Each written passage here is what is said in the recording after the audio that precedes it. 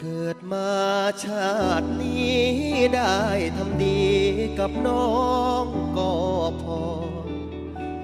ก็สร้างมันทองอายสิขอบใจลบลีโชคดีนะน้องมีแฟนใหม่ขอให้โชคดีได้ฮักน้องเสียวชีวิตแค่นี้ก็ดี